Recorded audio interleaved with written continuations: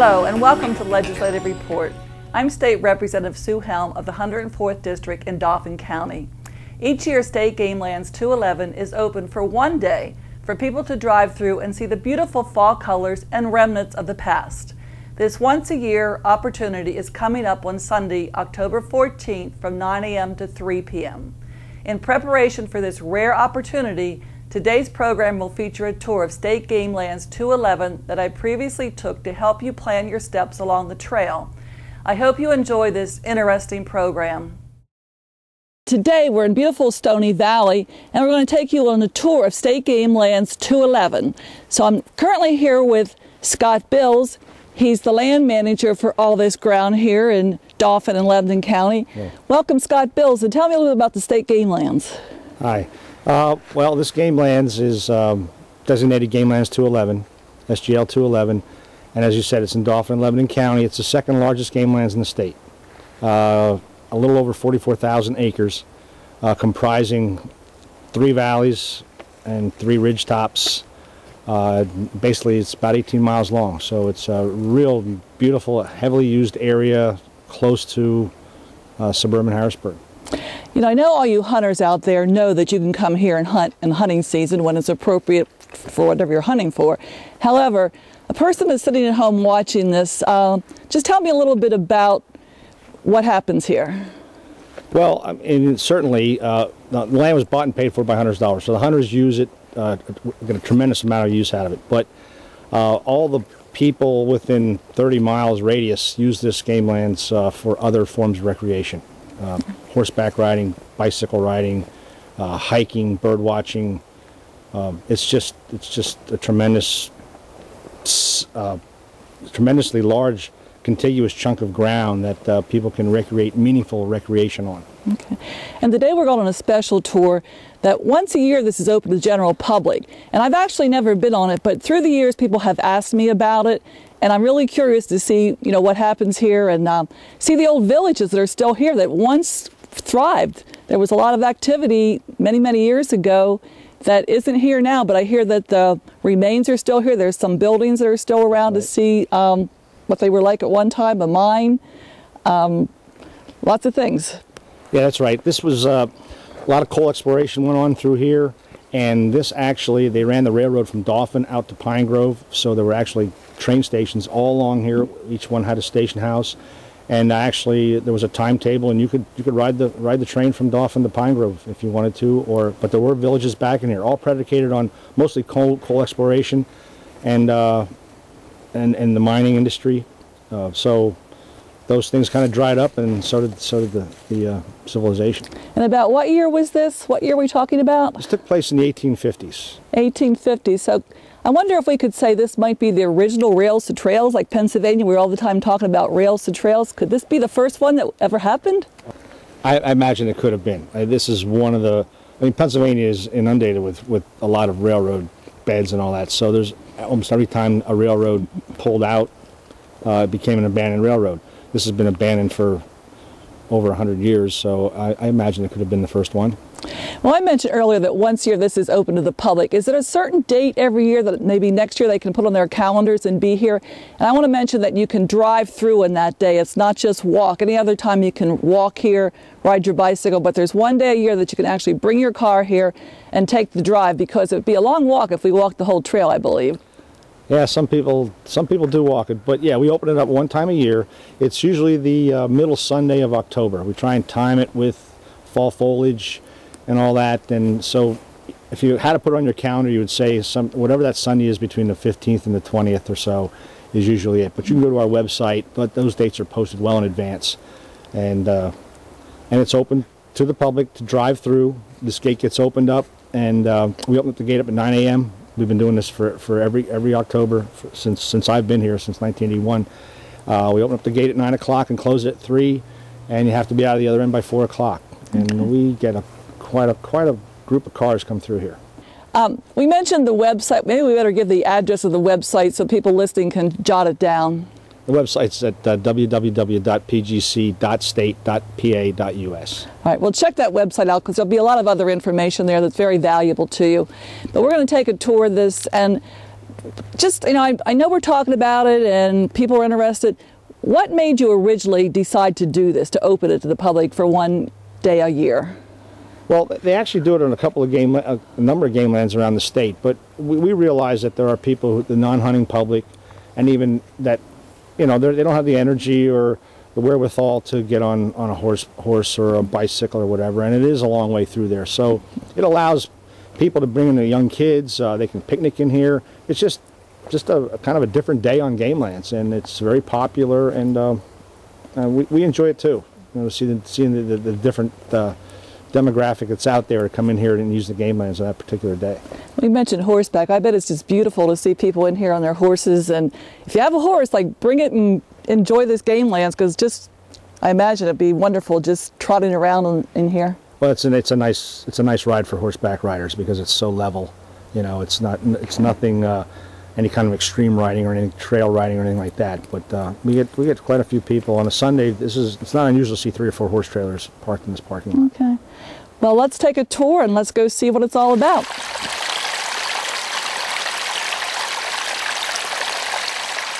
We're now at the first stop along the Stony Creek Railroad bed, and it's where the old water tank used to stand.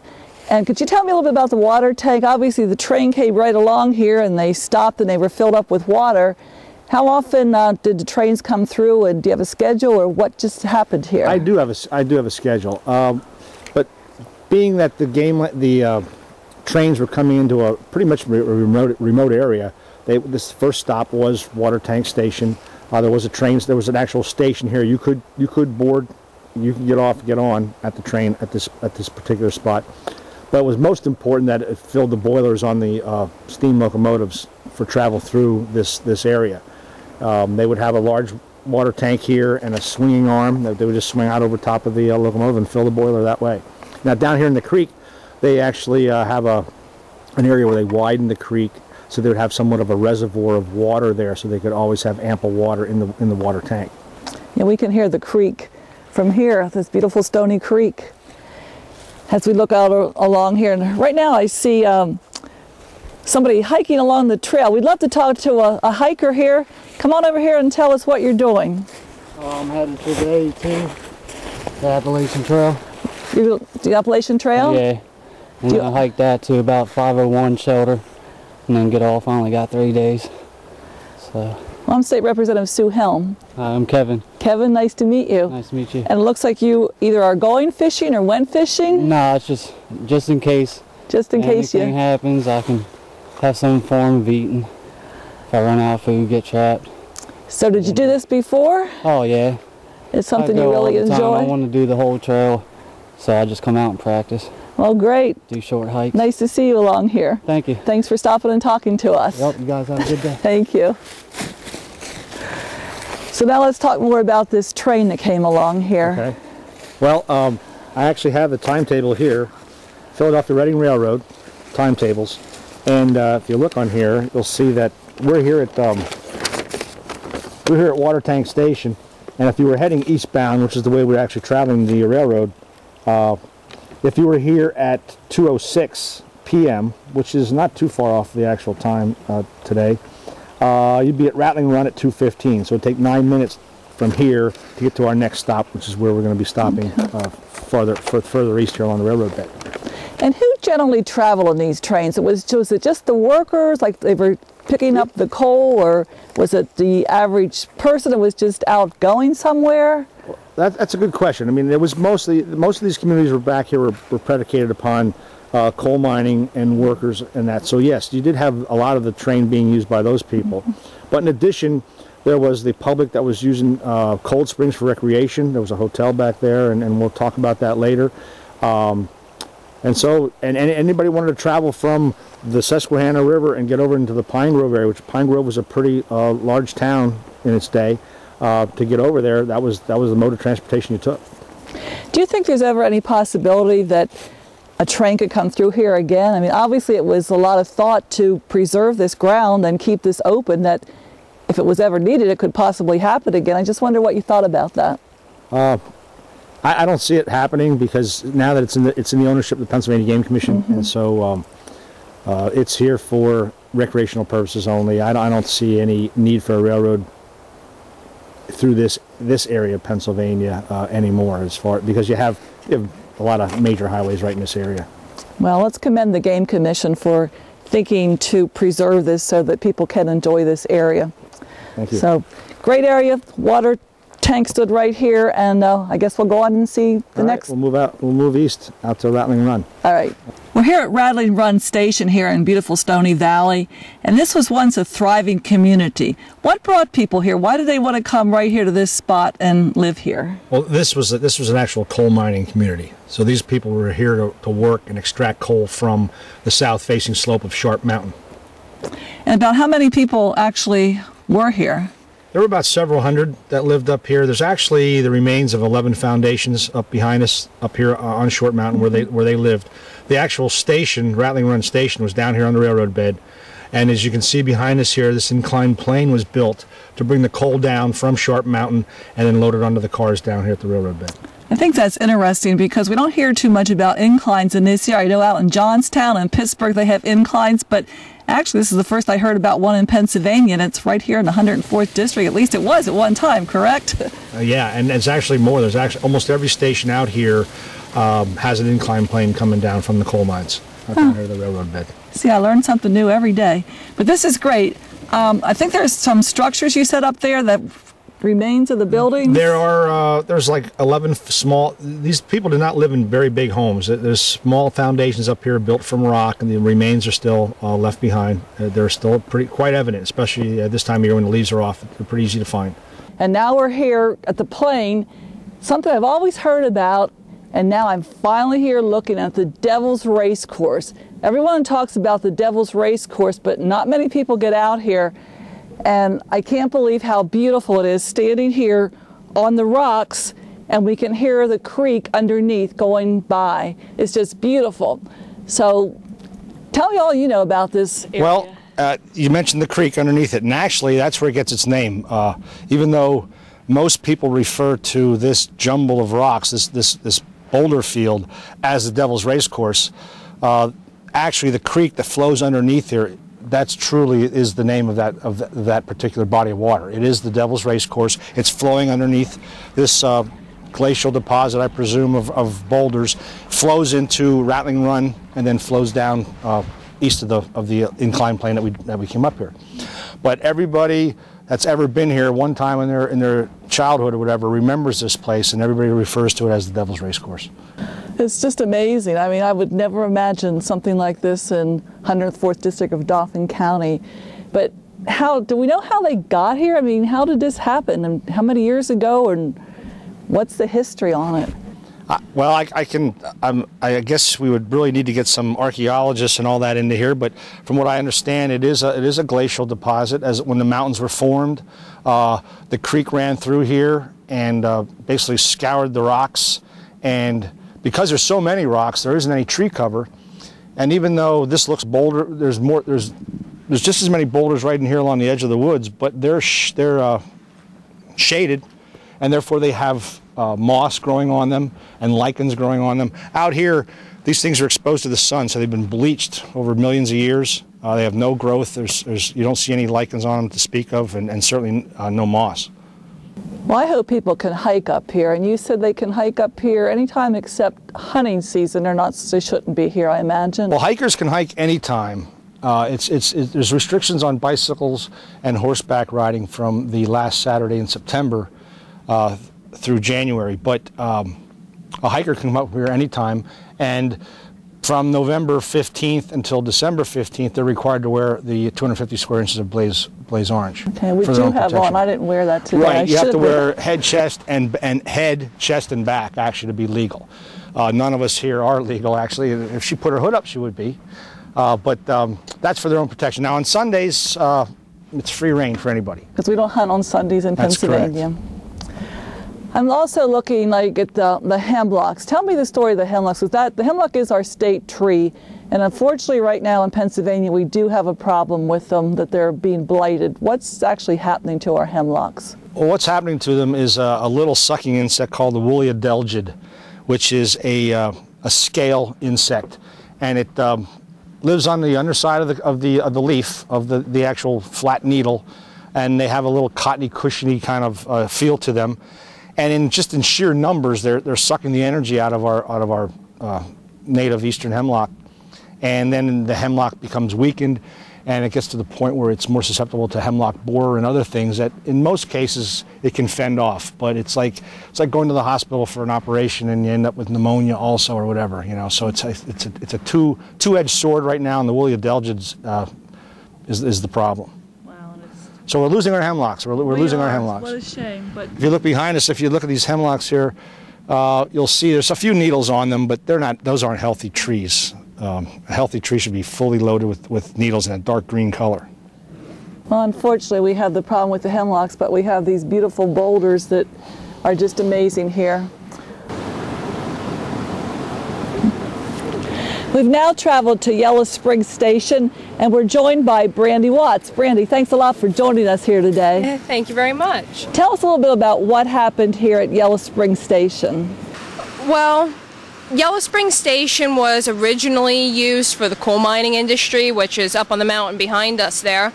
However, around the 1880s, what you're standing in right now is the middle of an old logging industry. From the 1880s till about 1920, an inclined plane took trees from over top of the mountain in Clark's Valley up over and dropped them down here to the old Schuylkill and Susquehanna railroad bed. And a lot of the local things that are still remaining here are part of that industry. There's foundations of the sawmill up above us, an old reservoir that was used to fuel water tanks, some other things like that. That's interesting that we had logging at that time, because I asked about these hemlocks that are unfortunately dying right now, and I found out that they're not exactly the best wood for logging purposes, but that we did the logging a long time ago. I also heard that there's a tower in this area, a mystery tower they call it. What's the story of the mystery tower?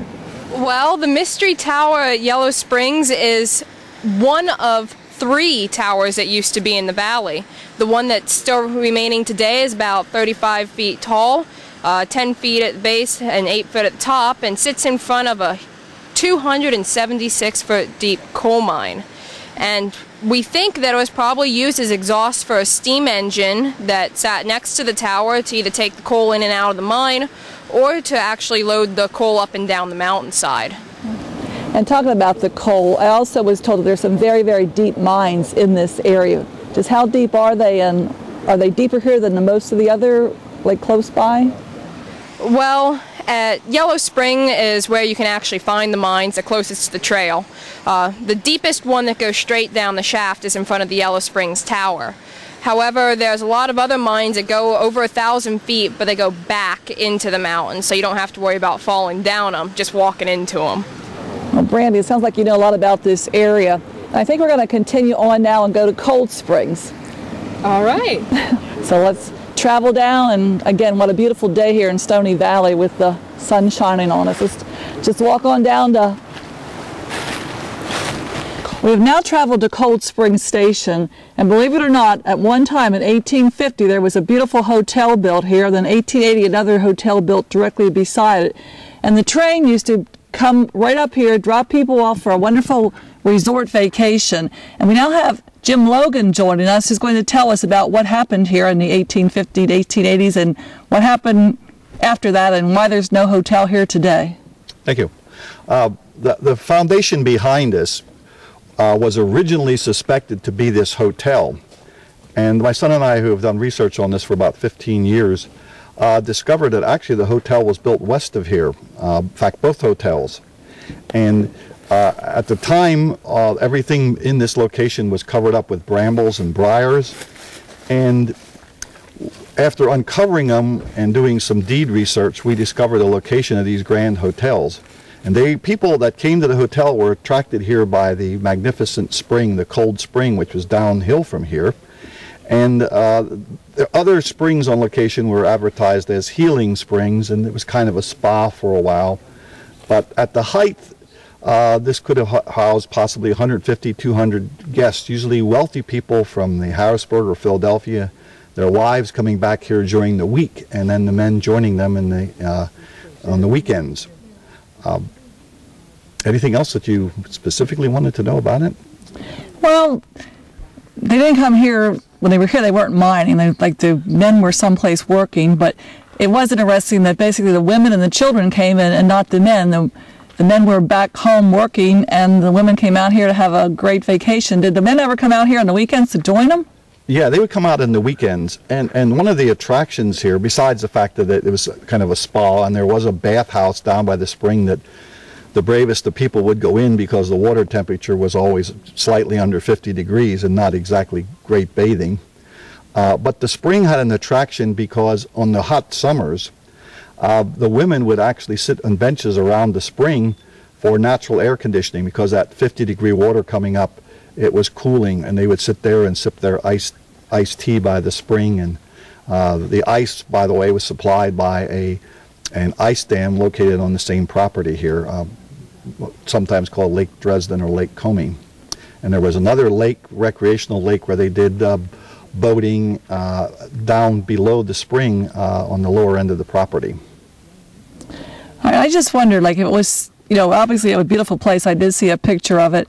I just wonder what happened. Like, why did it disband and why didn't it continue? All right, that was no choice of the hotel owners. In 1900, in September, I think it was September 24th of 1900, there was a great fire back here which consumed both hotels and some of the buildings that were close to the hotels. And after that time, there was no serious attempt to rebuild the hotels.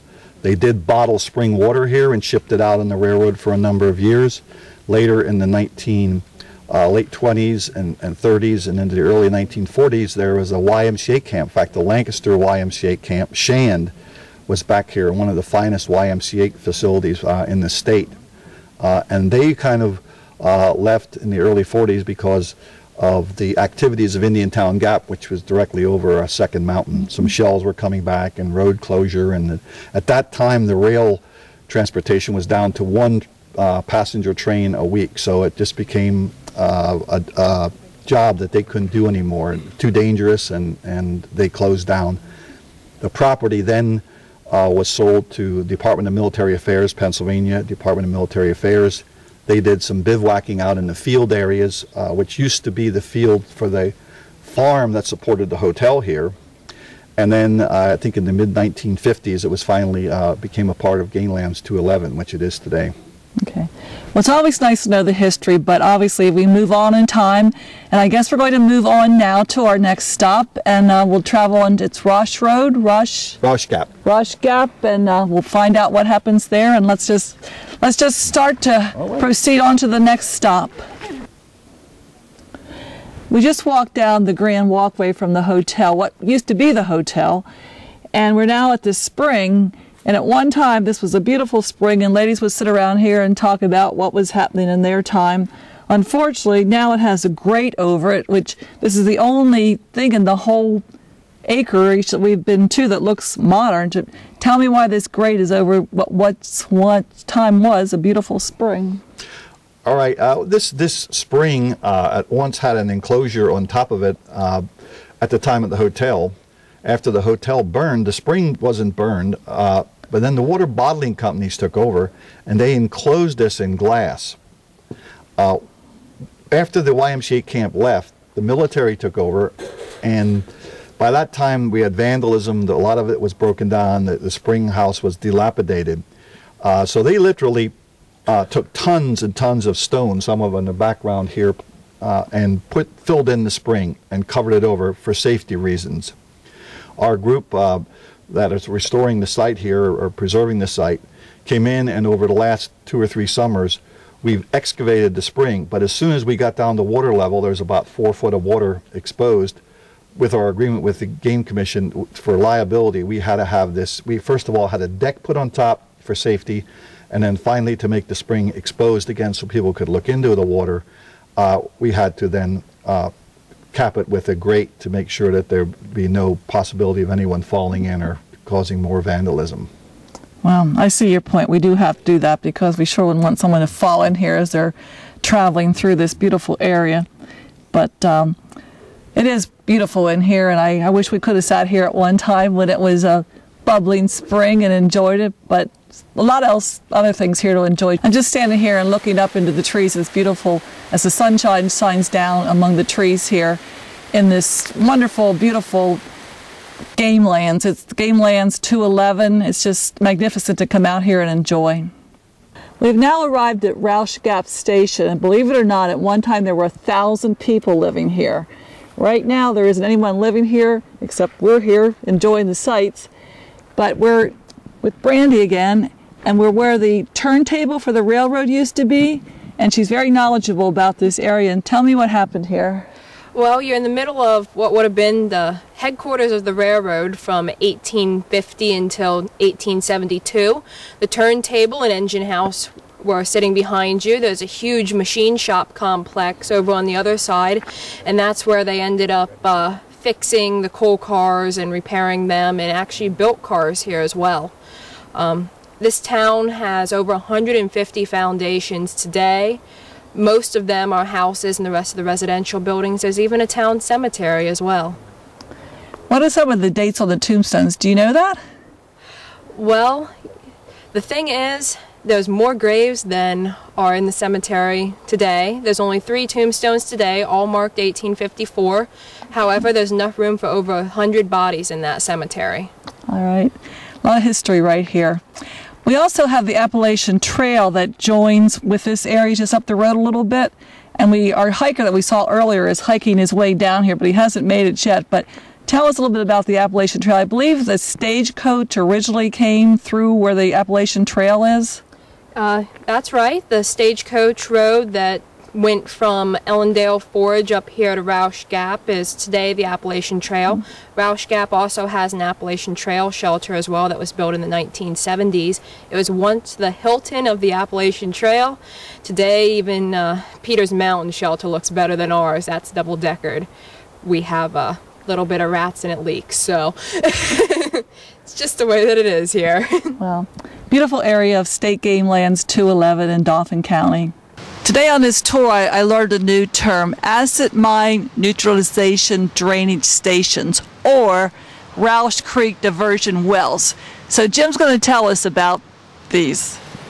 The Roush Creek behind us, after the mining ceased in this area, the wildcat mining had ceased. The mines were not sealed off properly at that time before we had all our mining regulations like we do today.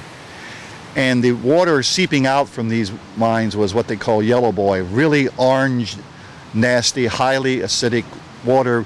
pH very often would drop the creek's pH when it would seep in below 4, which is way lower than what can support aquatic life. The Trout Unlimited, in cooperation with Penn State, put in diversion wells here in the creek. They're concrete, like little silos filled with limestone. And they have a small dam up the creek. The water shoots down pipes, goes into these wells, stirs up the limestone, causing it to basically pulverize, releasing alkaline water, raising, then it's discharged back into the creek. It's kind of a milky water, and it raises the creek water to a pH of 6 or above, and really has allowed the flourishing of aquatic life and trout in all of Stony Creek from downstream from here. It's been an amazingly successful project, and a lot of men spend a lot of time here bringing the limestone. Has to be hauled in and dumped in the wells periodically, a couple times a month. So that's what it is.